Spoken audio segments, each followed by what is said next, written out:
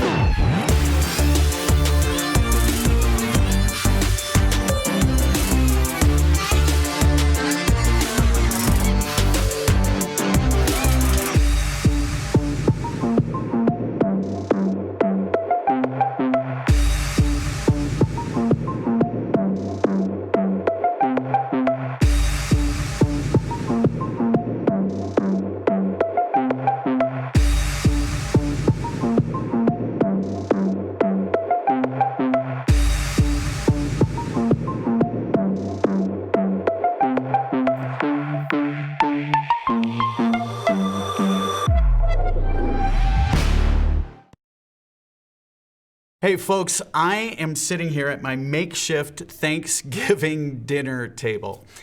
And in normal years, many of us, we'd be planning, heck, all of us would be planning to gather around tables like this to pack our house with as many friends, family members as we possibly can to celebrate Thanksgiving. But folks, this year is different. COVID has complicated things. And here's what I want to ask you.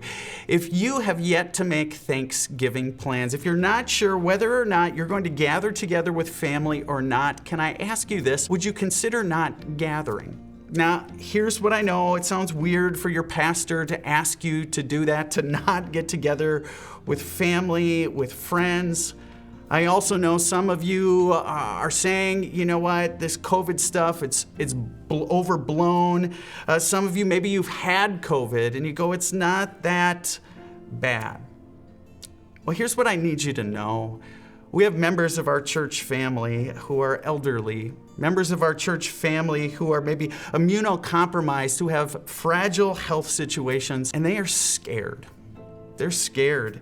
We've got members of our church who are in the hospital right now, and because of complications with COVID, their life teeters. I know my dad has a fragile medical condition, and so I am terrified that he might get COVID. And so would you consider not gathering together if you've not already considered that? Since the very beginning of the COVID outbreak, we have said as a church again and again and again, the way that we are Christians, the way that we follow Jesus during these times, the way that we love our neighbor as ourselves during these strange times is that we distance ourselves from one another. We create distance between one another. Of all people in our communities, we as Christians, people who follow Jesus, we should be the ones who are most concerned about the health of our communities. And so would you do this? Would you consider not gathering together this year? Here's what I know. This is hard. It's hard for our family. I know it's hard for for your family. In fact, the last 9 months, let's be honest, the whole COVID outbreak, it has been hard on every one of us. And you don't have to look very far to realize it's been hard. You scroll social media. You read letters to the editor. We've all heard that unsolicited rant from that neighbor, that family member, that friend. It has been hard. But I want to talk to you about the reason it's been hard. And I believe with all my heart that the reason that these last 9 months have been so hard on all of us is one thing that every last one of us experiences, and that's fear. We all experience fear. For example, the other night when Governor Walz was getting ready to talk about the new restrictions that are in place now, before he even finished, Facebook was flooded with posts, irate posts about how our youth, our students today are unfairly disadvantaged by these restrictions. Behind that post is fear. It's fear I feel as a parent. Fear that our kids aren't going to be able to experience everything that we've worked so hard to give them. Social media was flooded with posts about Thanksgiving. How could they take away Thanksgiving? And behind that post is fear. It's fear that we're going to lose this year a tradition that we love. You see, if there's one thing that's universal that we all experience, it's fear. We all have fears. We fear losing control. We fear missing out. We fear change. We fear falling behind. And that's not even to speak of politics. Some of our politics has you fearing that you're going to lose your guns, while others fear they're going to lose the right to vote. Some of you fear losing the economic gain you've had over the last several years, while others of you fear that we're losing our democracy. You see, we all have fears. We all have fears, and those fears cause us so often to do things we wouldn't otherwise do. For example, it causes us to consider gathering together when we know we shouldn't. It causes us to consider posting that post that we know we would never say to somebody's face. It causes us to go off on a rant to that family member, that friend, that coworker about politics, about masking, about COVID, about anything.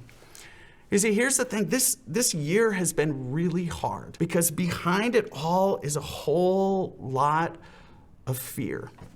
And that fear is causing us to do things that we wouldn't otherwise do.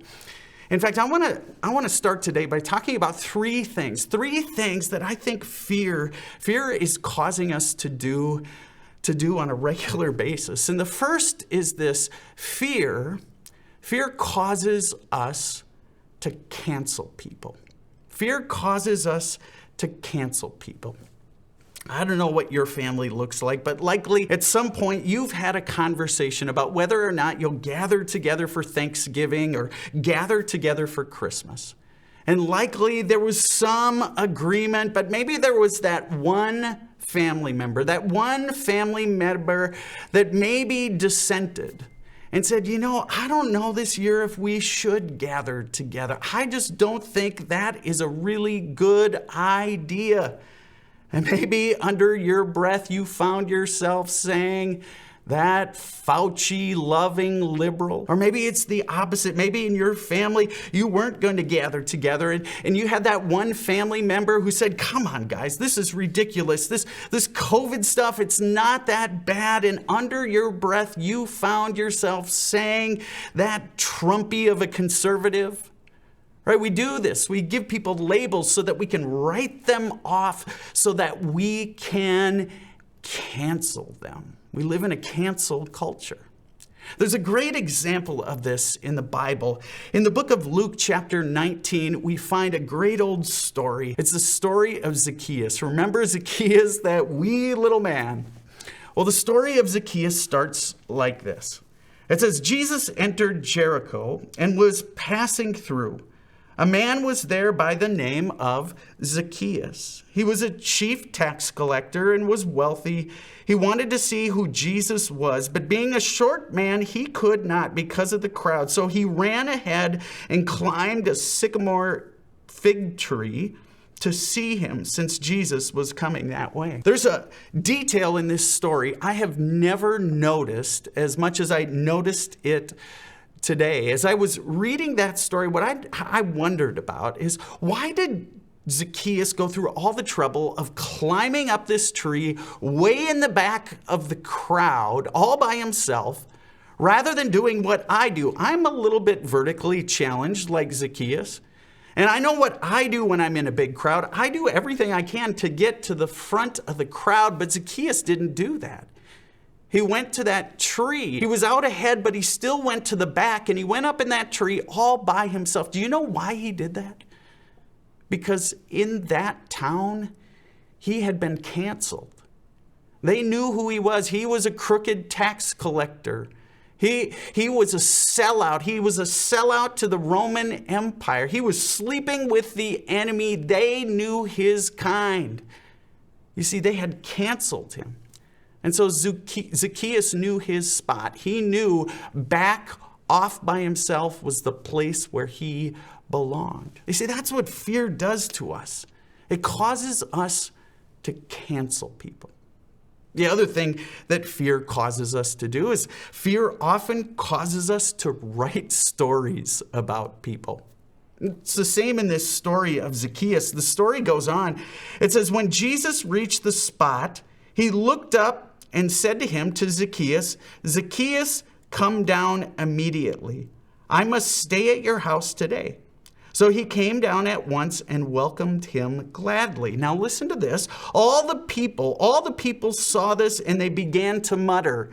You know what mutter means? It's Bible talk for they all got on social media, And they said, he has gone to be the guest of a sinner. You see, that whole entire community, they had written a story about who Zacchaeus was. He was that crooked tax collector who didn't deserve their time, didn't deserve Jesus's time of day. They even gave him a new name. They didn't call him by Zacchaeus. They said, you're a sinner.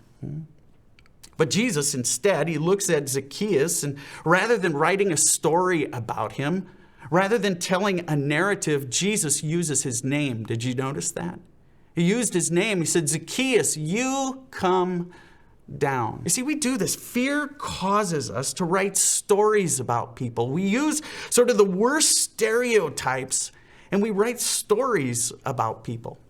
I don't know about your family, but our family is very politically divided. Our extended family is very politically divided, and we have to remind ourselves, we have to check ourselves when we start writing stories about each other. And usually those stories start like this. That left winger, that right winger, that Biden guy, that Trumpy, we do that. And we have to check ourselves, because what we're doing is we're writing stories. We're saying, he's just like everybody else. You see, fear causes us. It causes us to write stories about people. And the third thing that I think fear does to all of us, especially us as Christian people, fear causes us to assume that God is on our side. Have you noticed this? I bet there's not a one of us who's watching who doesn't assume that if Jesus roamed the earth, Jesus wouldn't vote for the same person you voted for in the election. We make these assumptions that if Jesus roamed the earth, he certainly would be a part of the party I'm a part of. He certainly would be on the same side of every issue as I'm on. We make this assumption. And it was the same for the story of Zacchaeus. When people found out that Jesus was choosing to go to Zacchaeus' house, they were outraged. Jesus, he's not on our side. He's not on our team. He's not a law-abiding Jew like us. Zacchaeus is one of them. He's sleeping with the enemy, Jesus. But Jesus chooses to go to his house, to Zacchaeus' house. You see, here's the thing. We all assume that if Jesus were to roam this planet, that Jesus would be on our side. And fear causes us to do that. But when we do that, it's actually rather dangerous. It's dangerous because God's boxes are way bigger than our boxes. Think about it this way. In the last election, 70 million people, at least 70 million people disagreed with who you voted for. And do you know what? Every one of those 70 million people who disagreed with you, they're a child of God. You see, God's kingdom is so much bigger than any of our boxes. Sameness was never a qualification for the kingdom of God. You see, this is what fear causes us to do. We assume that God is on our side and not the side of our neighbor. You see, here's what I know. Every social media post that you disagree with, every letter to the editor, every unsolicited rant, behind every one of them is a whole lot of fear. And friends, you know this because it's happened to you. Fear causes us to do things we wouldn't otherwise do. So in my time left with you, I want to wonder, what if this Thanksgiving, this holiday season, this Christmas, what if we were, as Christian people who claim to follow Jesus, what if we were to take a different posture when it comes to those we disagree with? What if we were to take a different posture that maybe is more faithful to the life of Jesus? What if we were to take a posture that suggested that we are going to be people who close the space between us? That we were people who said that rather than writing people off, rather than canceling groups of people, that we were going to be people committed to closing the space between us. I mean, isn't that what Jesus did in this story of Zacchaeus? Everybody said, don't go to his house. Of all people, why in the world would you go to Zacchaeus' house? And it's Zacchaeus' house that Jesus chose to go to. Why? Because Jesus knew the problems in our world, they're never solved at the extremes. Jesus says, no, I want to close the space between us. And so he goes to Jesus' house. What if we, this holiday season, were to take a posture with our family, our friends, people we disagree with, that would suggest that we want to be all about closing the space between us? But not only that, what if we were to take additionally a posture that suggested that we're going to be students, not critics? We're going to be students of one another, not critics. I mean, I got to believe with all my heart, Jesus had a curiosity about who Zacchaeus was. That's why he wanted to go to his house. He was curious about what made him tick. And when he got there, he found out something about Zacchaeus that no one else in the town would acknowledge. It says here, when he got to his house, it says, but Zacchaeus stood up and said to the Lord, look, Lord, here and now I give half of my possessions to the poor. And if I have cheated anybody out of anything, I will pay back 4 times the amount. You see, Jesus was a student of Zacchaeus. He wondered about Zacchaeus. He was curious about him. He didn't offer the same critique that everybody else offered. You see, folks, what if during this time we were to consider a new posture? A posture of being students rather than critics. And finally, what if we were to take a posture of compassion, not judgment? Of compassion, not judgment. You see, it's the same thing that Jesus did. The story ends with these words. Jesus said to Zacchaeus, today salvation has come to this house because this man too is a son of Abraham. For the Son of Man came to seek and to save what was lost. You see, we follow a God who in Jesus was compassionate. He didn't go there to judge Zacchaeus for the sort of lifestyle that he lived, the choices he had made in his life. He didn't go there to judge him, rather to have compassion on him. And what if we were to do the same? To be people who take a posture of compassion and not judgment. Because here's what I know about this God of ours. Just like that God knew Zacchaeus, knew what made him tick. God knew Zacchaeus' story. God had compassion on him, and that God has the same sort of compassion for people like you and me. It's the same way God looks at you and me. You see, this God of ours understands us. This God of ours knows us deep inside. This God knows our story. This God knows why sometimes we lose our cool. We let our fear get the best of us. We lash out sometimes. This God of ours knows the fear that lurks inside you. And this God loves you just the same. As I close today, I want you to wonder about a couple of questions. The first is this: when have you let fear get the best of you? When have you let fear get the best of you? And you've done some of the things that we talked about. You've canceled people. You've written stories about them based on the worst stereotypes out there. When have you let fear cause you to assume that God is on your side and not the side of those you disagree with?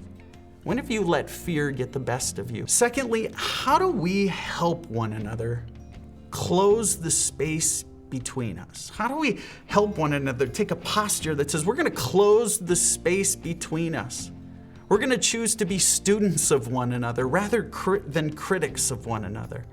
We're going to choose to take a posture of compassion and not judgment. How do we help one another do that? And finally, I have a request for you, and it's not a question. Rather, I'm going to invite you to say a prayer. Would you pray? Would you pray that God would do something about the fears inside you, inside me, inside all of us, that God would somehow, in the midst of these high anxiety days, these politically charged days, these days where we're all feeling burnt out, would you pray that God would somehow calm our fears? You see, friends, we live in a time that is hard.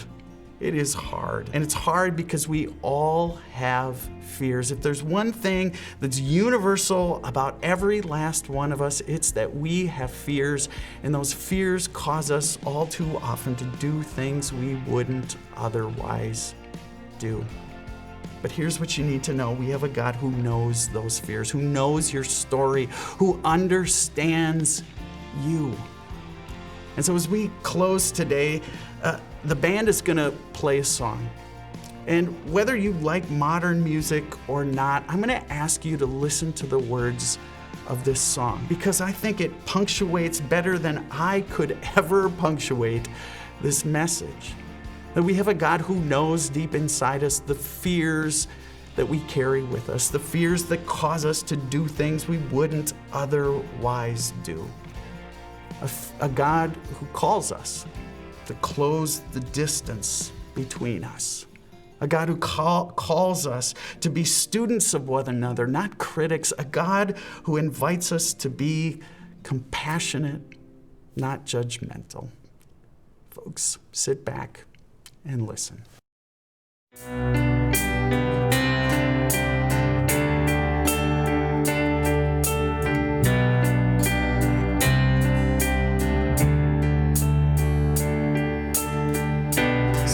To me, when the silence steals my voice, you understand me, you understand me. Come to me in the valley of unknowns, you understand me, you understand me.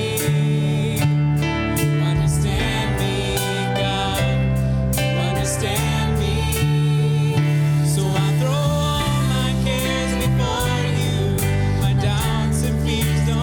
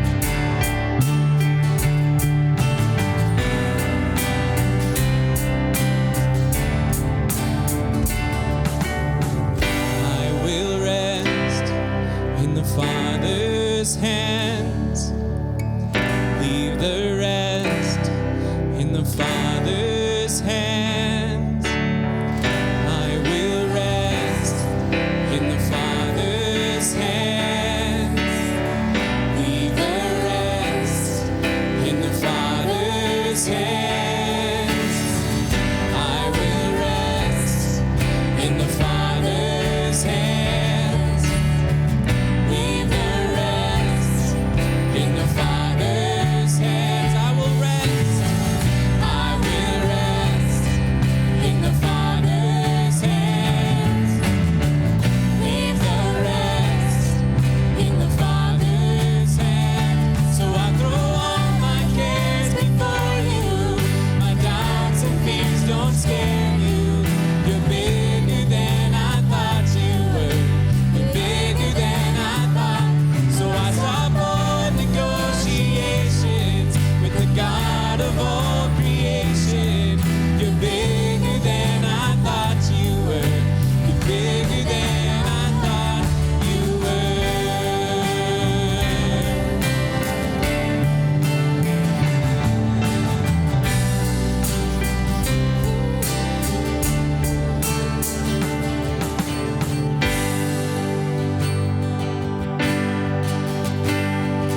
I've heard 1,000 stories of one thing.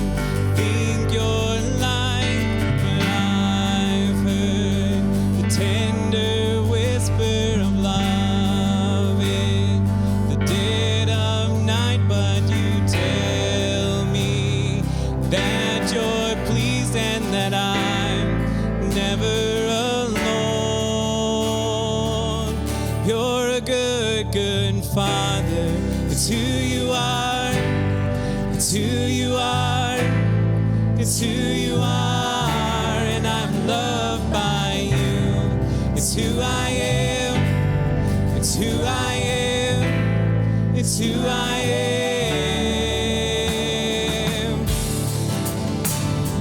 I've seen many searching for answers far and wide, but I know we're all searching for answers. Only you provide. You know just what we need before we say a word. You're a good, good Father. It's who you are. It's who you are. It's who you are. And I'm loved by you. It's who I am.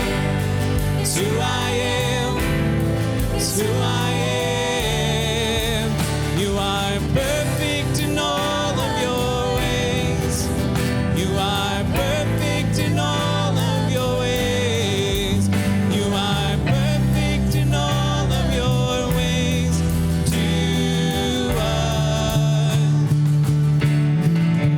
You are perfect in all of your ways.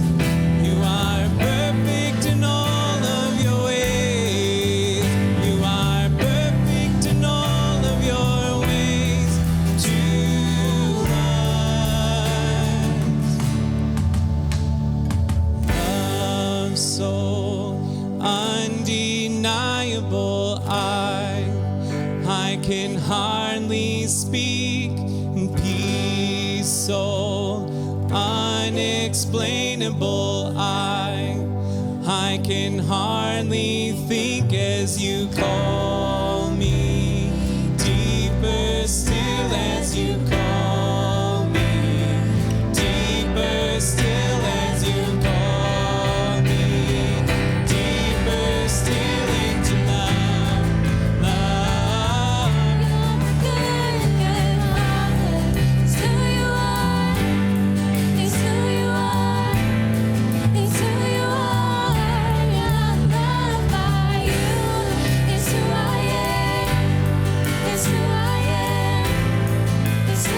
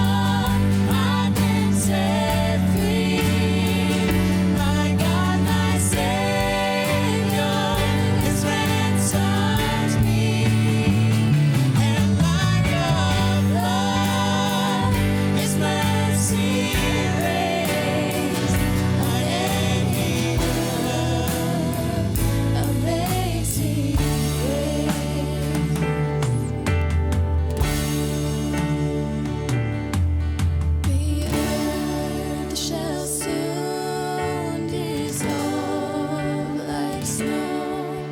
The sun forbear to shine, but God who called me below will be forever mine. Will be forever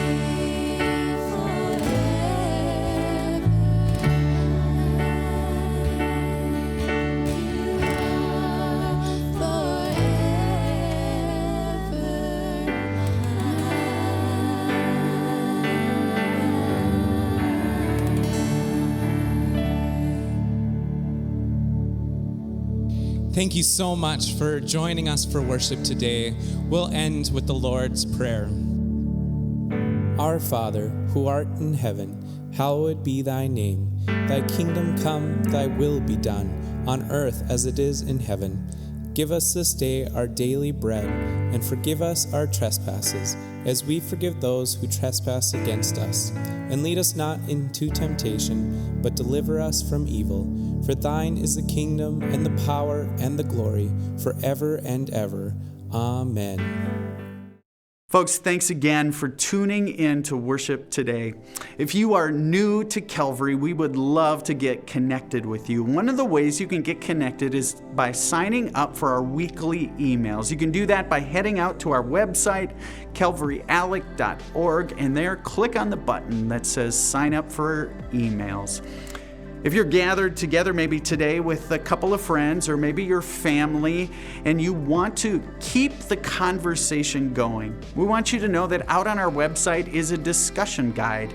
Just head out there, calvaryalec.org, and click on the button that says discussion guide. Or if you want to celebrate communion, there are also instructions for celebrating communion. There's a traditional communion liturgy that you can use. Everything you need to celebrate communion in your home, you'll find out on our website. Now, I don't need to tell you this, Christmas is coming soon, and we couldn't be more excited to help you and your family get ready for Christmas. This is going to be a unique one, and so we have a number of ways that we want to help you get ready. First off is a big event we're holding tonight online for students grade 6th grade on up. This event is going to be held on Facebook or YouTube. You can go there at 6 o'clock tonight. And we believe that this event is going to help you and your family talk about all the feels this Christmas. Hey, everybody. Hey, gang, Hey. it is time to start thinking about Christmas. It is. Can you believe that? Oh Oh, my my goodness. You know, this whole year has been a roller coaster of things that are good and things that are bad. And my So guess true. is that this Christmas season is going to be just kind of like that. Kind of like this.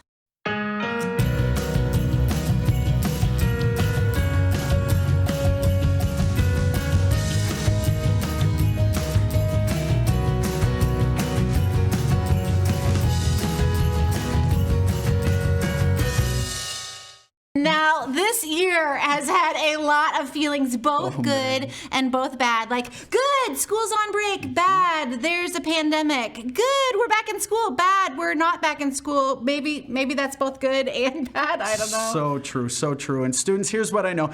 Maybe you don't admit this, but you've had a lot of feelings this year. This has been one roller coaster of a year. And here's what I also know. For parents, we have had We have. a lot of feelings.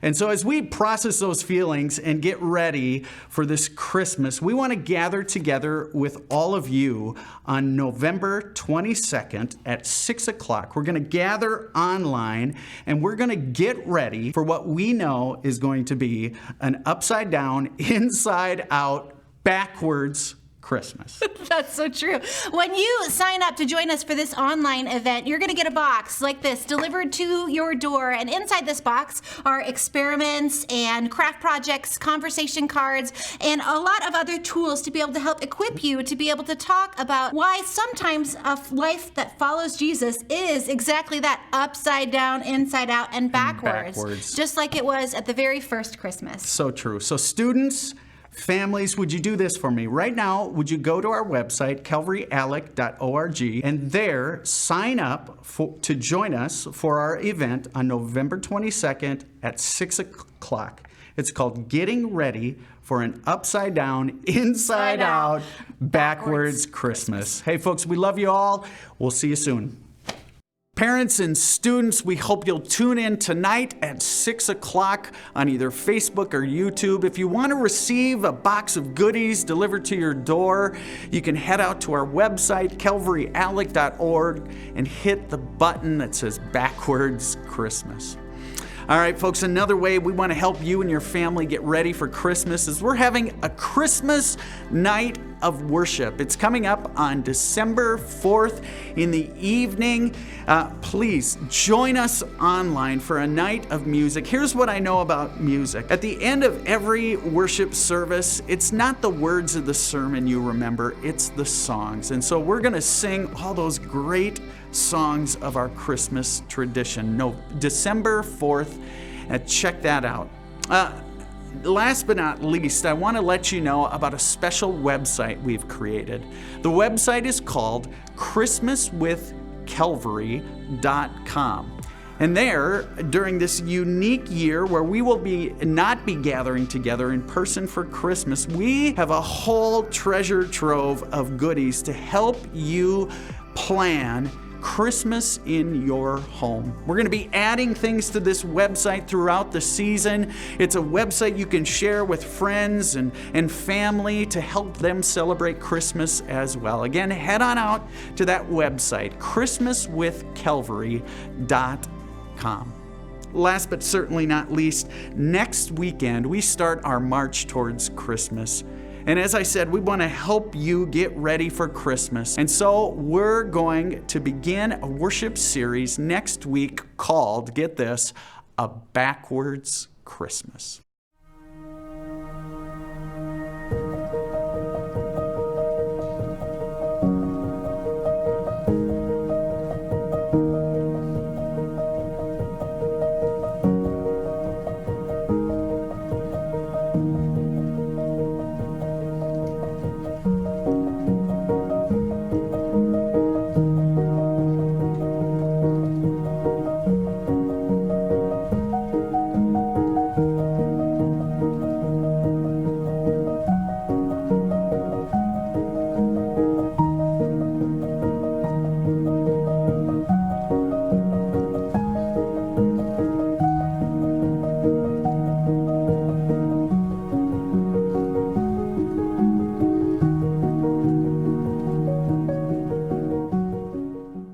We can't wait to launch that series next week. As we close our service today, folks, we want to say a huge thank you. Thank you for your generosity, for all the ways that you support what God is doing through our church, especially during these hard days. You've allowed us to support students and families in our district. You've allowed us to support families who are going through difficult times. You've allowed us to grow as a church family in a time where we just shouldn't be growing. And so we want to say a huge thank you for your generosity. We're going to close our time together with a time of offering. You can see on the screen all the different ways that you can give. You can head out to our website, calvaryalec.org, and hit the Give button. You can text the word Calvary Alec to 77977, and you'll get a return text. And if you follow those links, you'll be able to make your gift that way. Or if you want to just write a check and send it to the church, you can send it to the address on the screen. Or if you're not quite sure how to make your gift, just give us a call. And we would love to help you figure out how you live the generous life God is calling you to. Folks, thanks for tuning in today. Stay safe, and we'll see you next week.